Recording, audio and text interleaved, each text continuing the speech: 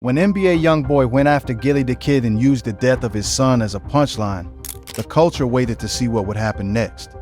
Wallow responded, and it was nothing like anyone anticipated. No threats, no diss track, no social media explosion, just a cold, measured statement that shut the whole conversation down in a way that 100 bars never could have. And before this video is over, you are going to understand exactly why that response hit harder than anything else could have. Why the lyric that sparked it crossed the line the culture does not forgive, and why so many people believe this situation went far deeper than any rap beef ever should. Yo, what's good, fam? Today we're getting into one of the most talked about moments in hip-hop right now. We're breaking down who said what, why it caused so much outrage, and why Wallow's response to NBA Youngboy dissing Gillie's son became the story everyone needed to hear. This one goes deeper than a rap beef, so stay locked in. To understand why Wallow's response carried the weight it did, you first have to understand who he is and what he survived to become the man standing on that platform. Wallow, born Wallace Peoples, was raised in Philadelphia, Pennsylvania, in an environment that did not leave much room for error. His early life set him on a path that swallowed up an entire generation of young black men from cities just like his. And at 17 years old, he was convicted of armed robbery and handed a sentence that would have destroyed most people completely. 20 years, 2 decades inside the Pennsylvania state prison system, locked away from the world at an age when most kids were still figuring out who they were and what they wanted their lives to look like. The doors closed on Wallace Peoples at 17, and they did not open again until he was 37 years old. Most people in that situation come out broken, institutionalized, or worse. Wallow came out as something else entirely, because what he did in those cells was something that most people never find the discipline to do even in freedom. He read everything he could get his hands on. He journaled constantly. He studied human behavior, studied the systems that had trapped him, studied the world outside the walls that he was determined to walk back into as a completely different man. He was not just surviving a sentence, he was preparing for a life. When he was finally released in 2017, he came out with a clarity and a sense of purpose that most people spend their entire lives chasing without ever finding. He launched himself on Instagram under the handle Wallow267, a name pulled directly from his prison inmate number DG2670, turning the very thing that once defined his captivity into the foundation of a brand. His blend of raw street knowledge, genuine humor, and motivational insight drew millions of followers before the algorithm even knew what to do with him. He gave TED Talks. He became Chief Marketing Officer of the Reform Alliance, the criminal justice reform organization co-founded by Jay-Z and Meek Mill, advocating for the very communities that the system had failed. He built himself from a prison number into a movement that reached millions of people across the country. And everything he built alongside one person from the very beginning. Because this story is not just about Wallow, the public figure. It is about Wallow, the cousin, the best friend, the man who has been standing next to Gillie the Kid through everything. Gillie the Kid, born Nasir Fard, is one of Philadelphia's most respected voices in hip-hop. Long before the podcast, long before the millions of followers, Gillie was a rapper with real street credibility and a city that claimed him as its own. But his relationship with Wallow runs deeper than any of that. These two grew up together. They are cousins who knew each other before any of this existed, before the fame, before the prison sentences, before any camera was pointed at either of them. When Wallow came home in 2017, the link up between the two of them was about more than catching up. It was about building something together. In 2019, they launched $1 million worth of Game, a podcast that quickly became one of the most influential platforms in the culture. They locked in a deal with Barstool Sports worth $3 million in 2020. An extension followed in 2022, and the show kept climbing. What made their chemistry different from everything else on the market was simple. Gillie brought the street credibility of a man who lived the Philadelphia rap life from the inside. Wallow brought 20 years of hard-won perspective that made every conversation feel like it actually mattered.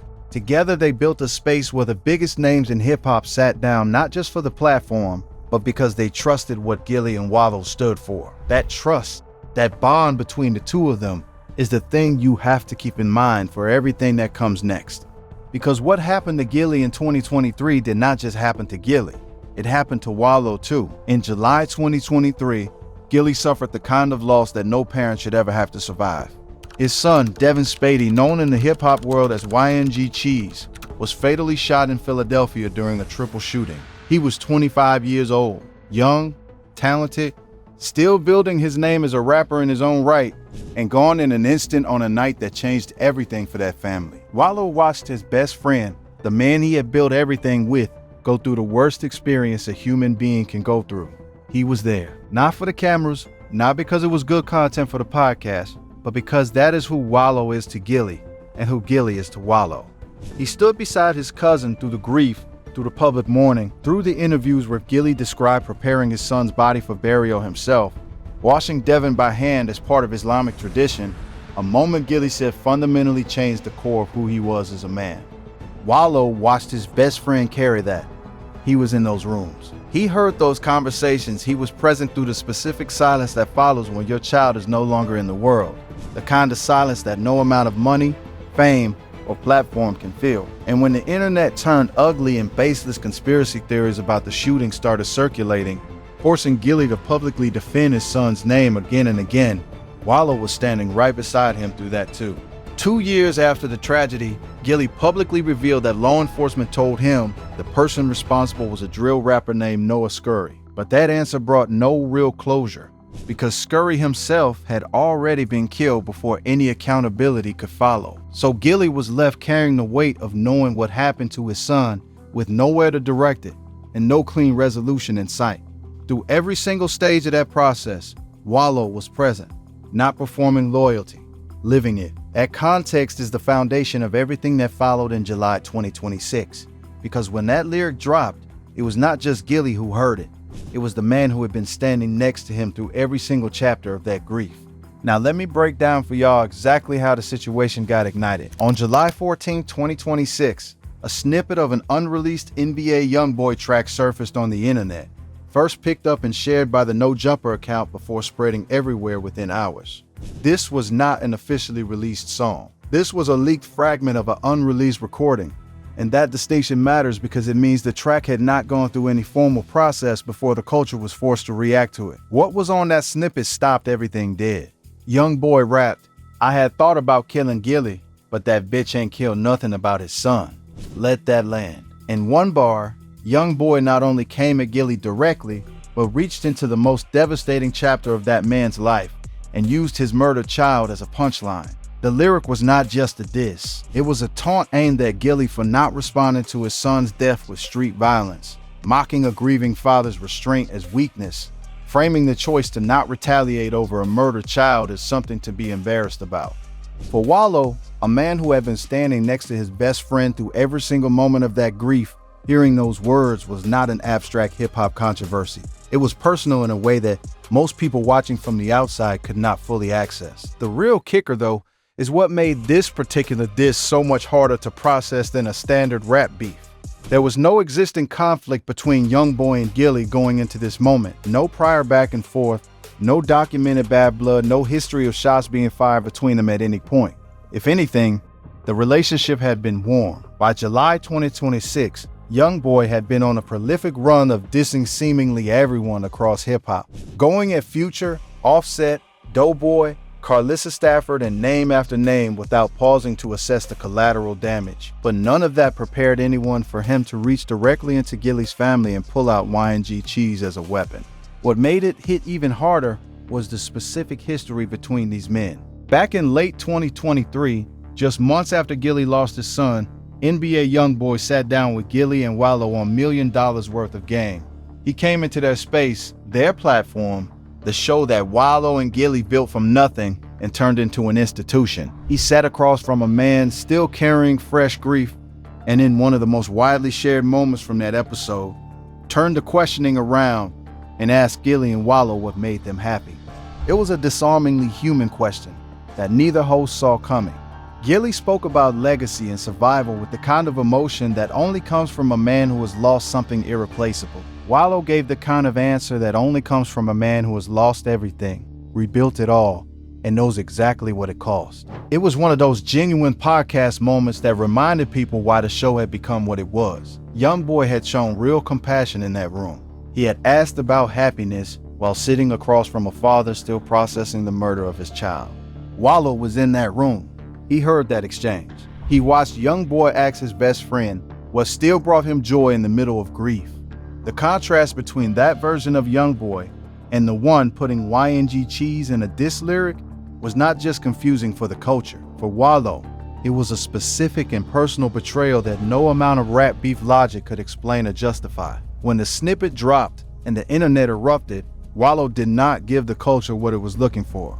The expectation was an explosion, a threat, a public statement that matched the heat and aggression of what Youngboy had put in that lyric. Social media was ready for war. Comment sections were already writing the script of what they thought was coming next. Instead, Wallow stepped forward with the kind of response that could only come from a man who has already lived through consequences that most people only talk about. He and Gillie presented a unified front and delivered a message together that was far more powerful than any threat could have been. Wallow drew a sharp, deliberate line between the way the internet performs conflict and the way men who have actually been through something carry themselves when it matters. "We don't say what we're gonna do on the internet," he said. "That's kid shit." That statement did not land the way it did because Wallow was performing toughness for a camera. It landed because of the 20 years behind it, because of the sales, the journals, the hard lessons learned at a cost most people will never have to pay. This is a man who knows firsthand what it looks like when conflict moves past online theater and becomes something that changes lives permanently and irreversibly. He has lived inside those consequences. He served his time for them. He came home and chose a different path every single day since, not because the other path was not available to him, but because he earned the wisdom to know what that path costs. When he says that real men do not announce what they are going to do on the internet, he is not delivering a motivational speech. He is drawing from a place that cannot be manufactured or faked, and every single person who heard him knew it. Alongside Wallow, Gillie responded with the composure of a man who had already survived the thing that was supposed to break him. He took to Instagram Live and addressed the situation directly, and the calm in his voice said more than the words themselves. He made clear that Youngboy's lyric could not reach him. "I don't take it no type of way," Gillie said. "You can't make me feel no type of way mentioning my son. I already come to grips with what happened. I'm not threatened." He acknowledged the nature of rap music and its long tradition of escalation and provocation, but he drew a clear and deliberate line between rap competition and what had actually been done in that lyric. Using a murdered child to taunt a grieving father was not a rap move. It was something else. He also responded in a different register entirely, firing back with the bar pulling from Lil Durk lyrics as a pointed reminder that Gillie the Kid was still a rapper at his foundation and had absolutely not forgotten how to speak that language if he chose to. But even that response was controlled, deliberate, and precisely measured. It was not anger leaking out uncontrolled. It was a man calmly choosing exactly how far he wanted to go and stopping there. Wallow backed every word of it and reinforced every part of the message they delivered together. The unified front they presented made clear that this situation was being handled the way grown men with real experience handle things, away from the circus, away from the comment sections, without performing their grief or their intentions for an internet audience that would move on to the next controversy in less than 48 hours. That steadiness, that consistency between the two of them was itself a statement. The response from the culture was widespread and genuinely emotional in a way that went beyond the typical rap beef commentary cycle. Fans flooded platforms expressing real respect for how both men carried themselves. Many pointed to the contrast between what Gillie and Wallow showed and what Youngboy had been putting into the world during this stretch, and that contrast was striking. Here was a man in the middle of a scorched earth era, firing at anyone and everyone without apparent concern for consequence. And here were two men who had every reason to match that energy, choosing to move completely differently. Voices across hip-hop media drew a specific line at YNG Cheese that they had not drawn at any of Youngboy's other targets during this period. Even people who had defended his right to go at whoever he chose in his music acknowledged that a murdered child mourned publicly by his father for 2 solid years existed in a different category entirely. There are unwritten rules in hip-hop, and one of the oldest and most universally understood is that the dead, specifically the children of people still in the game, are not ammunition. Youngboy's lyrics stepped over that line clearly and deliberately, and the culture's response reflected exactly how seriously that violation was taken. Others debated whether what Gillie and Wallow offered in response was enough given the weight of what had been said. Some voices felt the lyric demanded something louder and more visible. That was a legitimate part of the conversation, and it played out in real time across every platform. But those closest to the pain had earned the right to decide how it was handled, and what they chose said far more about who they were than any diss track ever could. Wallow's position throughout was consistent. He was not managing a public relations moment or trying to control a news cycle. He was standing beside his best friend and honoring a grief that he had been living inside of for 2 years. The culture felt that distinction and responded to it accordingly. The broader conversation this moment forced was one the culture wrestles with constantly but rarely names this directly. Social media, leaked songs, viral clips, and real-time reactions have fundamentally changed how conflict operates in hip-hop. A leaked snippet now circulates faster than any official release, gets stripped of whatever context surrounded it in the recording session, and lands in front of millions of people before any full story can be assembled or told. By the time the outrage peaks and the takes are written, the narrative has already calcified. Nuance has already left the building. And the internet demands a response on its timeline, in its format, at its volume. Wallow understood that machine completely and refused to feed it on any of those terms. His response was as much a statement about how the culture's media environment operates as it was about what Youngboy had put on tape. He was drawing a line between two entirely different ways of existing in a conflict. One way performs everything for the audience. It responds in real time, matches energy for energy, and measures its success by engagement numbers and comment section reactions. The other way understands that the audience is not a participant in what actually matters. Wallow chose the second way, not because he did not have things to say, but because he understood exactly where to say them and to whom. That is a level of discipline that the culture praises in theory and almost never demonstrates in practice. Wallow demonstrated it when it cost him something, and that made it mean something real. What Wallow and Gillie built together is also worth understanding for what it represents in the culture at large, because it explains why protecting it mattered as much as anything else in this situation. $1 million worth of game became what it became because it was one of the very few spaces in hip-hop media that operated with genuine standards. Guests came on knowing they would be treated as human beings, spoken to with respect, and given room to be honest in ways that most platforms never offer. The show was built on trust, and that trust existed specifically because of who Wallow and Gillie are to each other and to the culture they both came from. The $3 million Barstool Sports deal did not happen because of a marketing strategy. It happened because of authenticity that was impossible to fake. The millions of followers did not come because of a content calendar. They came because people could hear the difference between two men performing street credibility and two men who actually lived it. Wallow and Gillie built that from scratch, using nothing but consistency and credibility accumulated over decades of real life. Allowing a leaked diss track to pull them into a public performance of retaliation would have betrayed the very thing that made the show what it was. Choosing restraint was not just about dignity in a painful moment. It was about protecting something that had taken years to build and that served a community of millions of people who counted on it to be exactly what it had always been. There was also a question that nobody could cleanly answer throughout all of this. When a song is unreleased and circulates as a snippet, does it carry the same weight as an intentional public statement? Some people try to use that argument to soften the response to Youngboy's lyric, suggesting unfinished material should be judged differently. But that argument fell apart quickly. Youngboy was sharing snippets on his own social media accounts throughout this period as an active part of his public presence, not as recordings that escaped without his knowledge. The line between official and unofficial was effectively non-existent. And more than that, the words existed. They were heard. Gillie heard them. Wallow heard them. A father who had washed his son's body with his own hands heard someone put that son in a diss track. Whatever the technical status of the recording, the impact was real and immediate. Debating the release status was ultimately a way of avoiding the only question that actually mattered. How does a man who sat in their house, who asked Gillie what made him happy while he was still in the middle of grief, end up putting that man's murdered son in a lyric? Nobody had a clean answer. And in the absence of one, what Wallow said remained the most coherent response anyone offered. At the end of the day, fam, this was never really about a rap beef.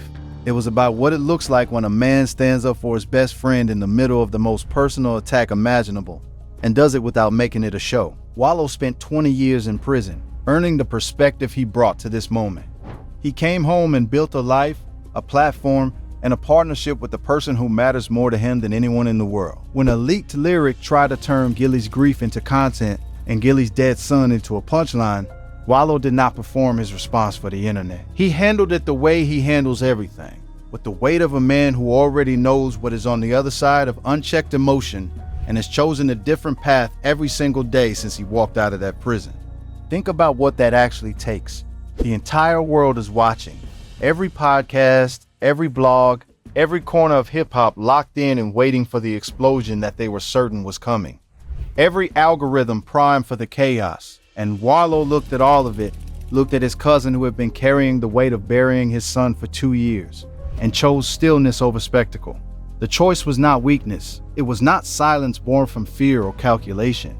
It was the decision of a man who has been in real situations, who has seen where unchecked reactions lead, who paid for lessons that most people in this industry are still too young to have learned. Devin Spady deserved better than to have his name weaponized in someone else's diss track.